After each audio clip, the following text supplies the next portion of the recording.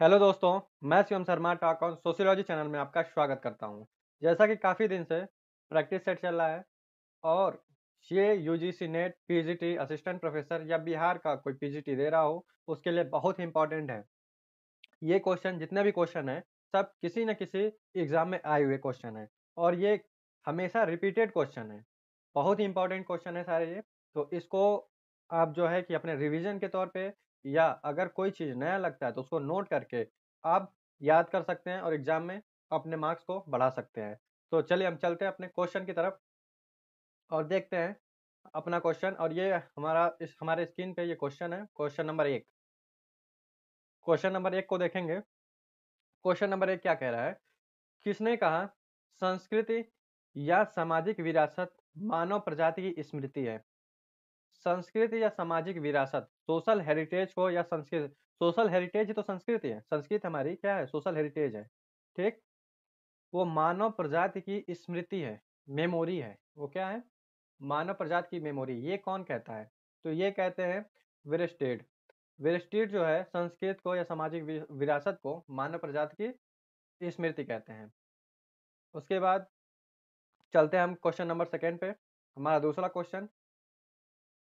Question ये कह रहा है, निम्नलिखित में से कौन एक औद्योगिक समाज की विशेषता नहीं है? तो यहाँ पे 4 ऑप्शन आपके सामने दिए हुए हैं। आप देखिए कि औद्योगिक समाज की विशेषता कौन-सा नहीं है? तो बृहद उत्पादन, ये तो औद्योगिक समाज की विशेषता है कि औद्योगिक उद्योग धंधों को लगा के ज़्यादा से ज़्यादा क्या है, उत्पादन किया जाए, मोड ऑफ प्रोडक्शन की बात की जाती है। उसके बाद प्रौद्योगिकी का स्थानांतरण, मतलब इसका मतलब है प्रौद्योगिकी का रूप परिवर्तन किया जाता है, नए तरीके से प्रौद्योगिकी को अपनाया जाता है। उसके बाद प्रकृति से सामीप्य, मतलब सामीप्य का मतलब होता है सन्निकटता या कह सकते हैं निकटता। चौथा ऑप्शन है व्यावसायिक गतिशीलता। तो ये 4 ऑप्शन आपके सामने हैं, जिसमें से सही क्या है? तो ऑप्शन नंबर सी, औद्योगिक समाज में प्रकृति की बात नहीं की जाती है। इसमें औद्योगिक की बात की जाती है, पूंजीवाद की बात की जाती है, संपत्ति की बात की जाती है, इकोनॉमी की बात की जाती है।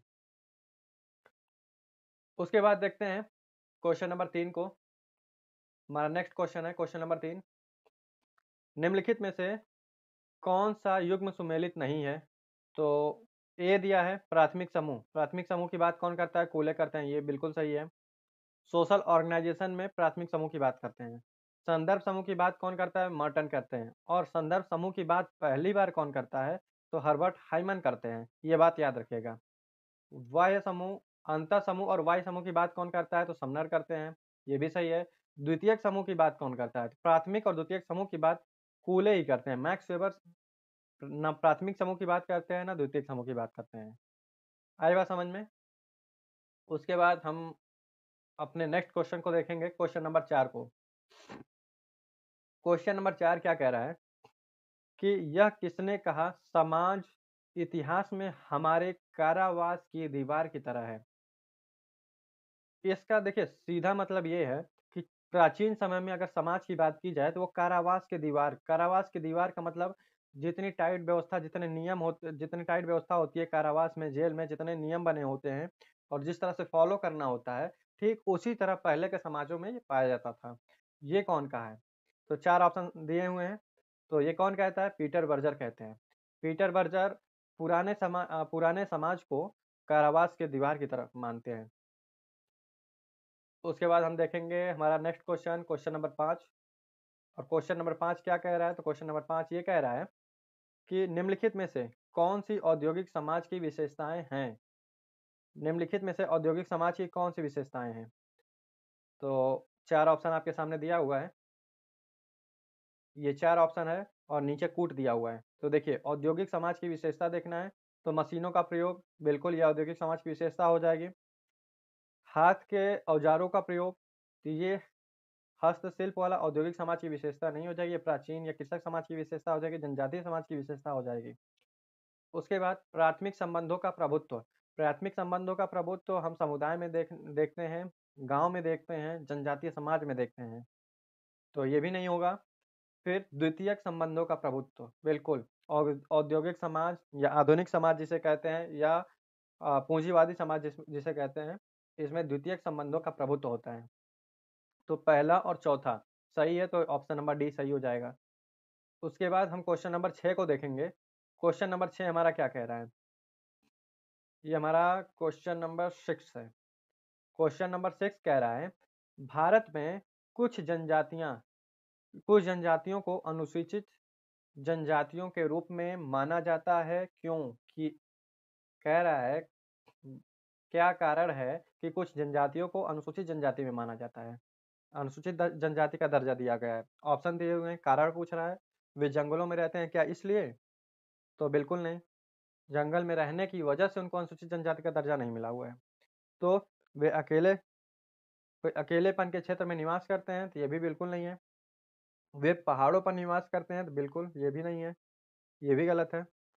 वे संवैधानिक उपबंधों के अधीन सूचीबद्ध हैं, बिल्कुल। हमारा संविधान जो है, ये बताता है कि कौन-सी जनजाति या कौन-सा जो है उपजाति या जनजाति वो अनुसूचित जाति है, कौन-सी जनजाति शेड्यूल्ड ट्राइब में आएगी, कौन-सी शेड्यूल्ड कास्ट में आएगी।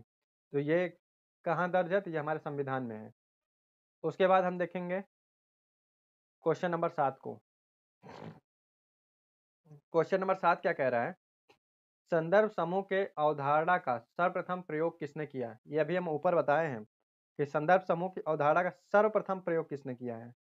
फर्स्ट टाइम किसने बात की है? तो देखिए, मर्टन ने तो यूज़ किया है, लेकिन सबसे पहले बात कौन किया था? हर्बर्ट हाइमन करते हैं। हर्बर्ट हाइमन सबसे पहले संदर्भ समूह की बात करते हैं। आई बात समझ में? उसके बाद टॉनिज को देखेंगे, तो जेसेलसॉफ्ट और जेमिनसॉफ्ट की बात कौन करता है? तो टॉनिज करते हैं। फिर आइए क्वेश्चन नंबर 8 पर, हमारा नेक्स्ट क्वेश्चन। क्वेश्चन नंबर 8 कह रहा है, प्राथमिक रूप से संस्थाएं किसके चारों ओर केंद्रित होती है?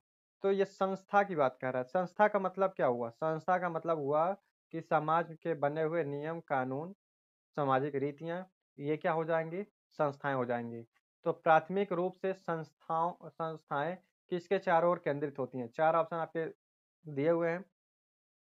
कुछ मूलभूत मानवीय आवश्यकता के चारों ओर, या कुछ मूलभूत मानवीय संस्कृति, या कुछ मूलभूत मानवीय इच्छाएं, या कुछ मूलभूत मानवीय सुख। ये 4 ऑप्शन दिए हैं और इन चारों ऑप्शन में से एक ऑप्शन को आप लोग बताइए कौन सा सही होगा। तो देखिए, ऑप्शन नंबर ए सही होगा, कुछ मूलभूत मानवीय आवश्यकताएं। मानव के आवश्यकताओं के चारों ओर संस्थाएं केंद्रित होता है। जैसी मानव की आवश्यकताएं होंगी, वैसे ही संस्थाएं बनेंगी, वैसे ही समूह का अंतःक्रिया होगी, वैसे ही समूह का निर्माण होगा, समिति या समुदाय बनेगा। फिर हम क्वेश्चन नंबर 9 को देखते हैं। क्वेश्चन नंबर 9 कह रहा है कि स्वयं पर्याप्तता को सामाजिक व्यवस्था को परिभाषित करने वाली एक विशेषता कौन है? स्वयं पर्याप्तता, सेल्फ सफिशिएंसी को सोशल सिस्टम को परिभाषित करने वाली एक विशेषता कौन मानता है? तो देखिए, अगर ये नहीं समझ में आ रहा है तो ये तो अच्छे से समझ में आना चाहिए कि पार्सन्स जो है सामाजिक व्यवस्था की बात करते हैं, सोशल सिस्टम की बात करते हैं। पार्सन्स जो है एक पार्सन्स की बुक है द सोशल सिस्टम। उसके बाद उनकी एक इम्पॉर्टेंट बुक है the structure of social action. वो सामाजिक एक्शन की बात करते हैं। तो ये सामाजिक व्यवस्था वाली कौन होगा? पार्सन्स हो जाएंगे सही। फिर क्वेश्चन नंबर 10 को हम देखते हैं। क्वेश्चन नंबर 10 हमारा क्या कह रहा है? निम्नलिखित में से कौन एक पूर्ण संस्था का उदाहरण है? पूर्ण संस्था का उदाहरण कौन है? ये आपके सामने दिया हुआ है सारा। और पूर्ण संस्था की बात कौन करता है? तो गोफमैन करते हैं। गोफमैन पूर्ण संस्था की बात करते हैं। अब थोड़ा सा यहाँ पे समझेंगे कि ये पूर्ण संस्था है क्या। पूर्ण संस्था है कि ऐसी जगह जहाँ पे कुछ समय के लिए लोग रहते हों, कुछ समय के लिए लोग को रखा जाता है या कुछ समय के लिए लोग रहते हैं, तो उसे ही पूर्ण संस्था माना जाता है। तो कारावास को पूर्ण संस्था माना जाए। कारावास जो है पूर्ण संस्था का उदाहरण है। उसके बाद क्वेश्चन नंबर 11 को हम देखेंगे। नेक्स्ट क्वेश्चन हमारा, पार्सन्स सामाजिक संरचना को किस रूप में देखता है? पार्सन्स जो है सामाजिक संरचना को किस रूप में देखते हैं? 4 ऑप्शन सामने हैं आपके। और पहला ऑप्शन कह रहा है सामाजिक अंतःक्रिया की स्थिर व्यवस्था। सेकेंड है वास्तविकता के पीछे का तर्क। थर्ड, संस्थागत व्यवस्थाएं एवं क्षेत्र। चौथा है स्वयं में वास्तविकता। तो पार्सन्स जो है सामाजिक संरचना को सामाजिक अंतःक्रिया की स्थिर व्यवस्था मानते हैं। आई बात समझ में। और सामाजिक संरचना को लेवी स्ट्रॉस जो है विचारों की व्यवस्था मानते हैं, वो एक कल्पना मात्र मानते हैं। वहीं रेड क्लिफ ब्राउन इसको वास्तविक व्यवस्था मानते हैं। आई थिंक ये तीनों लोग का जो सामाजिक संरचना के प्रति क्या नजरिया, ये चीज आपको समझ में आया होगा। और यहाँ से क्वेश्चन पूछता है, तुलनात्मक रूप से देता है। उसके बाद हम बात करेंगे अपने नेक्स्ट क्वेश्चन पे, क्वेश्चन नंबर 12। क्वेश्चन नंबर 12 कह रहा है, प्रकार्यात्मक दृष्टिकोण से समाज को एक ऐसी व्यवस्था के रूप में परिभाषित किया जा सकता है जिसका निर्माण होता है। अर्थात ये कुल मिला के कह रहा है कि प्रकार्यात्मक दृष्टि से समाज को एक ऐसी व्यवस्था के रूप में परिभाषित किया जा सकता है जिस किस चीज से सामाजिक व्यवस्था का निर्माण होता है कि उसे उसके सामाजिक व्यवस्था के रूप में परिभाषित कर सकते हैं हम। तो वह किससे होता है, तो वह अंतरक्रिया संबंधी भागों द्वारा होता है। अंतरक्रिया जब होती है तो प्रकार्यात्मक रूप से अंतर संबंधित भागों द्वारा हम प्रकार्यात्मक दृष्टिकोण से सामाजिक व्यवस्था को समझ सकते हैं, परिभाषित कर सकते हैं। उसके बाद हमारा क्वेश्चन नंबर 13। क्वेश्चन नंबर 13 क्या कह रहा है, सामाजिक व्यवस्था की सबसे मौलिक इकाई है। सामाजिक व्यवस्था की सबसे मौलिक इकाई क्या है? तो सामाजिक व्यवस्था की सबसे मौलिक इकाई पार्सन्स बताते हैं भूमिका और भूमिका प्रत्याशा है। उसके बाद हम आगे चलते हैं, हमारा क्वेश्चन नंबर 14 को देखते हैं हम। क्वेश्चन नंबर 14, दुर्खीम के अनुसार औद्योगिक समाजों की विशेषता है। तो देखिए, दुर्खीम जो है दो प्रकार की एकता या दो प्रकार के समाज की बात करते हैं। एक यांत्रिक समाज और दूसरा सावयवी समाज। जो यांत्रिक समाज है ये प्राचीन समाज की बात करता है और सावयवी समाज आधुनिक नवीन समाज या पूंजीवादी समाज की बात करता है। तो दुर्खीम के अनुसार औद्योगिक समाज की विशेषता क्या है, तो सावयवी समाज है। और यांत्रिक समाज प्राचीन समाज या जनजातीय समाज की विशेषता है, सरल समाज की विशेषता है यांत्रिक समाज। इसको याद रखिएगा, और यांत्रिक एकता। उसके बाद नेक्स्ट क्वेश्चन को हम देखेंगे। हमारा नेक्स्ट क्वेश्चन है क्वेश्चन नंबर 15। क्वेश्चन नंबर 15 क्या कह रहा है, यह मत किसने प्रस्तुत किया कि कृषक समाजों में औद्योगिक समाजों की तुलना में अधिक असमानता होती है? यह मत किसका है कि कृषक समाजों में ज्यादा असमानता होती है और औद्योगिक समाजों में कम होती है? तो चार ऑप्शन दिए हैं और ये लेंस्की कहते हैं। लेंस्की का मत है कि कृषक समाज में ज्यादा क्या होता है, असमानता ज्यादा होती है, बल्कि औद्योगिक समाज में असमानता कम होती है। उसके बाद हमारा next question, question number 16। Question number 16 कह रहा है, एक सामान्य क्षेत्र अथवा उद्योग के होने की व्यक्तियों की भावना के रूप में समुदाय को किसने परिभाषित किया है? अर्थात ये समुदाय की परिभाषा है, ये समुदाय की परिभाषा किसने दिया है? तो देखिए, चार ऑप्शन दिए हैं जिसमें डी होगा मैकाइवर। मैकाइवर की पुस्तक है सोसाइटी। और मैकाइवर जो है समुदाय को एक निश्चित क्षेत्र या एक सामान्य क्षेत्र में रहने वाले लोगों के बीच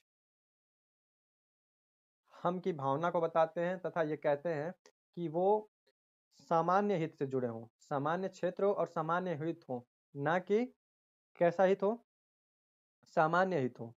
ठीक, और सामान्य हित हो और सामान्य जीवन के क्षेत्र में वो क्या करते हो, भागीदारी करते हो, ना कि विशेष हित होने चाहिए। विशेष हित नहीं होने चाहिए। सामान्य हित होगा तो उसको समुदाय कहेंगे, और अगर विशेष हित होगा तो उसको क्या कहेंगे, समिति कहेंगे। और समुदाय क्या होता है, स्थायी होता है, समिति अस्थायी होता है। मैकैवर ये भी कहते हैं कि हम समुदाय के सदस्य होते हैं। ठीक, सॉरी, हम समितियों के सदस्य होते हैं, संस्थाओं के नहीं। ये कौन कहता है, मैकैवर कहते हैं। तो संस्कृति होती है, ये हमारा क्वेश्चन है 17। संस्कृति क्या होती है? यहाँ पे चार ऑप्शन दिया हुआ है। शिक्षित व्यक्तियों द्वारा विकसित होती है, तो ये गलत है। जरूरी नहीं है कि शिक्षित व्यक्ति द्वारा ही संस्कृति का विकास हो।